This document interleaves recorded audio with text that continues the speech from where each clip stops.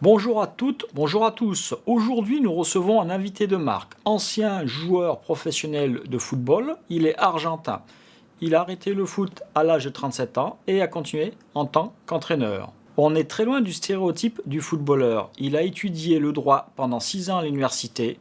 Il est diplômé de Clairefontaine. Il est diplômé de l'Association argentine de football et diplômé en intelligence émotionnelle de l'université espagnole. Peu connu du grand public, il est pourtant celui qu'on appelle pour assister ou former des entraîneurs.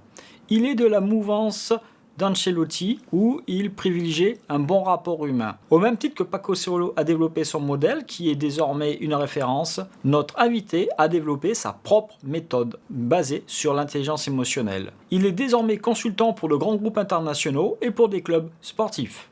Amoureux de la France, il habite désormais à Paris. Nous accueillons Patricio D'Amico.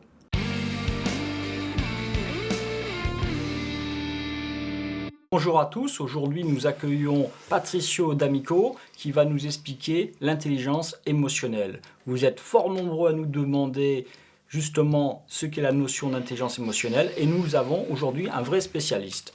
Patricio, peux-tu nous expliquer brièvement ce qu'est l'intelligence émotionnelle? Bonjour Benoît, bonjour à tout le monde. Bon, l'intelligence émotionnelle, c'est une chose qu'on n'est pas avec l'intelligence émotionnelle. On l'apprend à fur et à mesure avec le tempo. Et c'est une intelligence qui nous permet de gérer nos émotions, gérer beaucoup de frustrations qu'on a dans la vie, même des choix. Ça nous permet de savoir quoi faire avec chaque émotion, avec chaque situation qu'on rencontre, surtout quand on se sent un peu touché, quand quelque chose nous touche.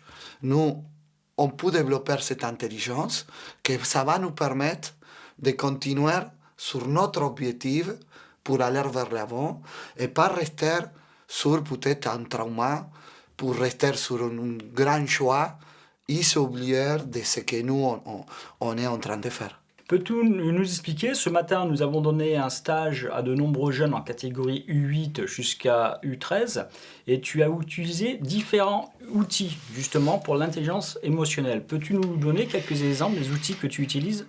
Oui, en effet, moi j'utilise l'intelligence émotionnelle au service du grand public, en particulier pour les sportifs.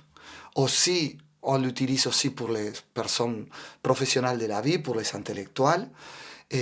J'utilise plusieurs moyens pour aider les personnes à aller vers l'avant.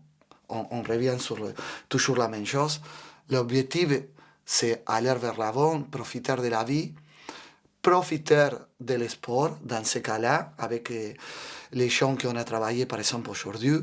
Alors j'utilise plusieurs moyens que c'est des sources que j'ai cherchées dans ma vie et que j'ai expérimenté et que en avoir la possibilité, par exemple grâce à sport, on peut, par exemple, sur une séance de 90 minutes, on peut se trouver dans la vie de tous les jours, mais c'est comme un expériment.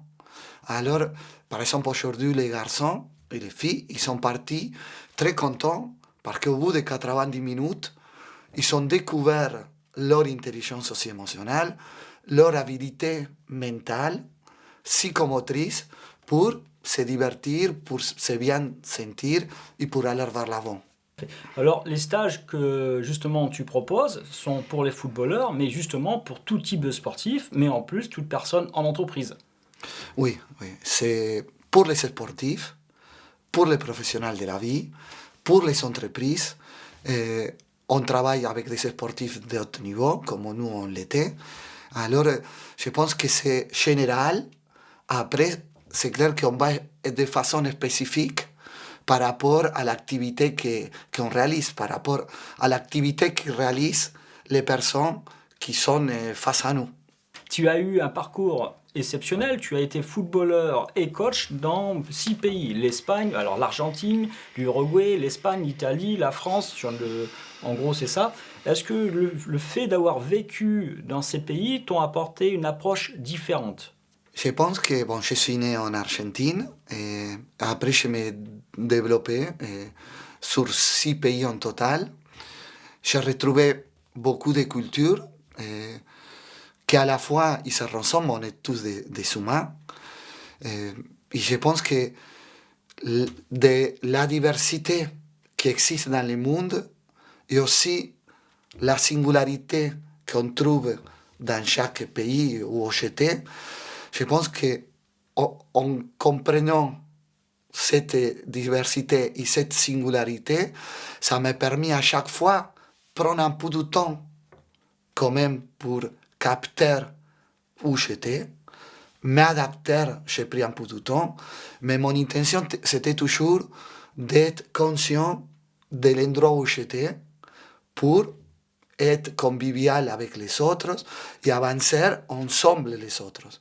Alors après, j'utilisais le sport, c'était grâce au football que moi je me déplaçais dans le monde. Il y a des autres personnes qui se déplacent pour des autres motifs, mais nous on est là pour aider à les personnes qui n'ont aussi pas la chance que nous on a eu d'être à plusieurs endroits, de les transmettre notre expérience pour qu'eux, ils sachent avec nos techniques aussi qu'on va leur donner, avoir des ouvertures d'esprit et trouver le bien-être.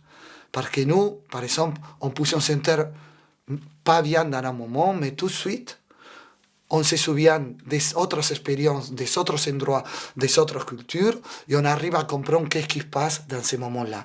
Alors on utilise le sport, on utilise les différentes expériences internationales que nous on a eues, au service des personnes, au service des sportifs et aussi au service des intellectuels. Voilà pour la première partie avec Patricio D'Amico. On se voit bientôt pour la deuxième partie. Merci Patricio. Merci à toi, Benoît.